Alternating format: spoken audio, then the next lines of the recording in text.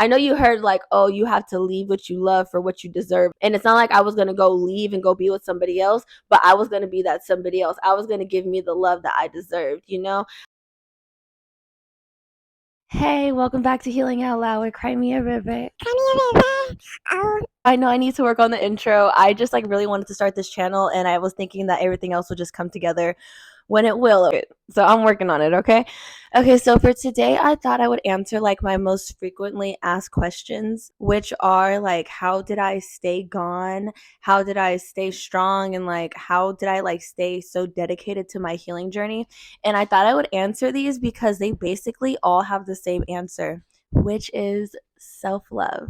And that's what I realized that I lacked a lot in my relationship, and that's why I think I stayed so long. Well, that's actually why I know I stayed so long, because I did not love myself properly. So I was super dedicated to my healing journey because I realized that I had left so many times, and every time I left I found myself back in the same situation I had left from, you know what I mean? So I was like, I have to do something different in order for things to work out differently. Like, you can't do the same thing over and over and expect shit to be different, you know? So I was like, okay, so I got to really like sit down and like write down like who I want to be. So I did write down some things that like I really wanted to be, and it's crazy because like I'm actually becoming that woman that I wrote down like about a year ago. So one of the things like I really wanted to do was like really move on, like I said, because I had left so many times. So I was like, I have to do something different. So I knew I actually had to take my healing journey seriously, and like I had to be like 100% committed. So like I had like cut out sad music and sad TV shows because I would easily get triggered by those things, and I knew that that would make me cry and make me think of that person. So I cut those out. Like, if I was following you on social media and you posted sad things or like sad songs, whatever, like I'm sorry, but like I had to unfollow you because I could not consume like that type of stuff in my life anymore. You know what I mean? And it was just like those little things that I was doing was really taking like was really making a big effect on me, because like if you don't know, like we're being programmed like all day long through like the ads like on our phones and like commercials and like songs and stuff. So if the stuff that we're looking on social media is like sad and like pertains to that stuff, like all the ads and stuff that they're showing us are going to pertain to that. But if you're looking at positive stuff and you're only allowing that stuff on your timeline, then that's all the stuff that's going to pop up. Like if you look at my Instagram now, like before it was probably like toxic relationships and just like drama, but now it's just like all positive quotes and like all like things to get you like through the day if you're having a rough day, or just like inspirational happy stuff, you know what I mean? And that's because like that's the only thing that I will allow on my social media. It's like really important to watch what you consume, and I'm not talking about food, you know? So I also wanted to forgive those that hurt me. And so I was all like, I want to let go of all these feelings I have, though, like because I haven't forgave this person. Like I have anger, I have hurt, like I have vengeance, like I had all these feelings on my heart that I wanted to release, and I felt like I could not release them unless I forgave this person. So that's when I started looking as forgiveness as for me as a release for those feelings. You know what I mean? So I don't have to have those feelings on my heart anymore. Like I forgive them, but I'm not going to fuck with them the same way I fucked with them before. And that's where your power comes in, because especially like if you know you're a good person with like a dope heart, that then you know that they're the person that's losing out, not you. So you don't have to worry about a damn thing once you let them go. Like, okay, like yeah, it is what it is, you did what you did, but now you don't have access to me the way you did before, and that's where it hurts. And that's like the power that you hold over your life. You know what I mean? You can't control what happens to you, but you can't control how you react. And that's my reaction, like period, point blank. You know what I mean? Like you lost out on a good friend, you lost out on a good partner, you lost out on a good family member, like whatever, like it's your loss, not mine.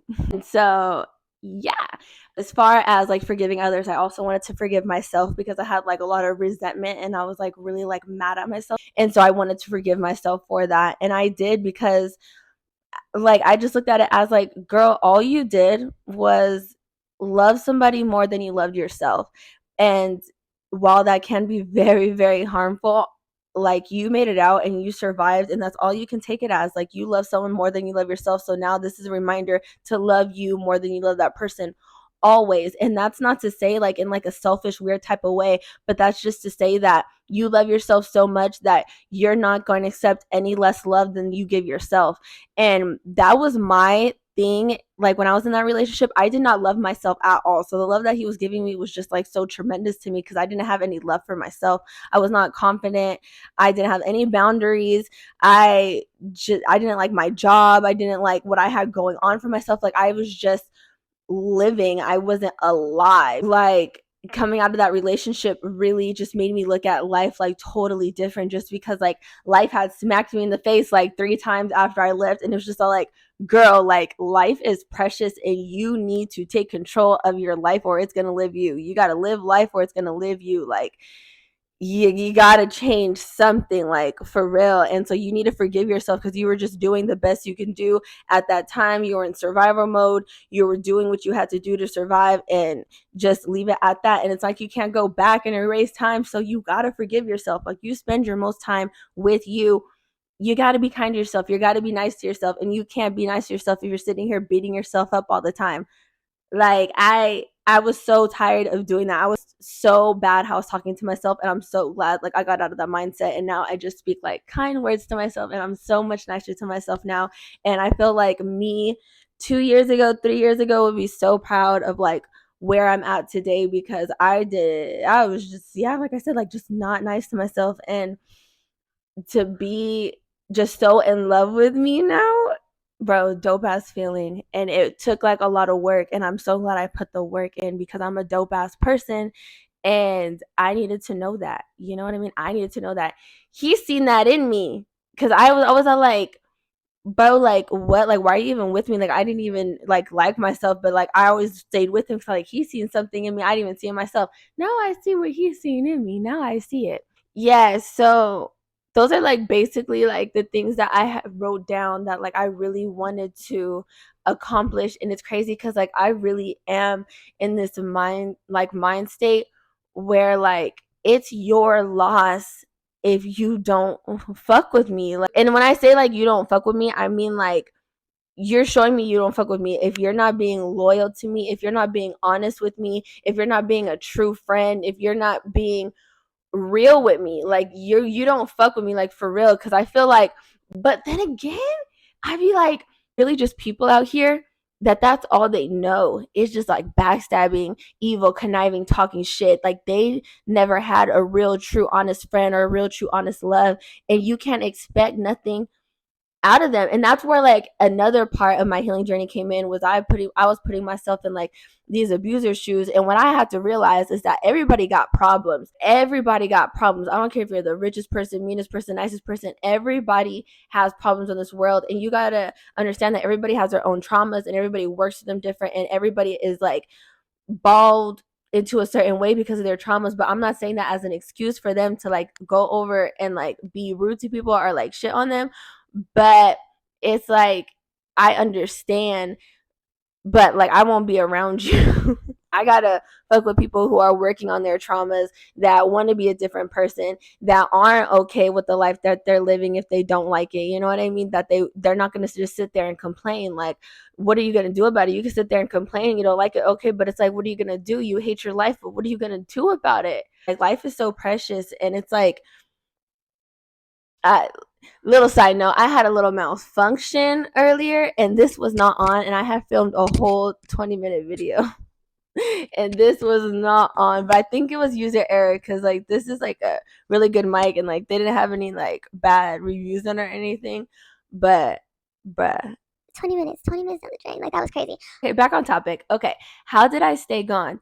Okay, so like once I dived into self-love, that made me realize like the type of love I wanted. I wanted a healthy, nice, happy, loving love. Like I didn't want this toxic back and forth no more. Like I wanted to be respected. So that's what made me stay gone, because like even though I loved him, I know you heard like, oh, you have to leave what you love for what you deserve, and that's like really what it was. And it's not like I was going to go leave and go be with somebody else, but I was going to be that somebody else. I was going to give me the love that I deserved, you know? You just look at life differently. You love differently. You treat your family and your friends differently when you love yourself. Like, it's just the dopest feeling, and you just won't accept anything less.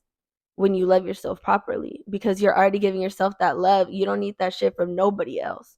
You know what I mean? Like, I know I say you know what I mean a lot. You know what I mean? But you know what I mean. Crazy when you like look at something like it was like sent to break you and instead it made you into something.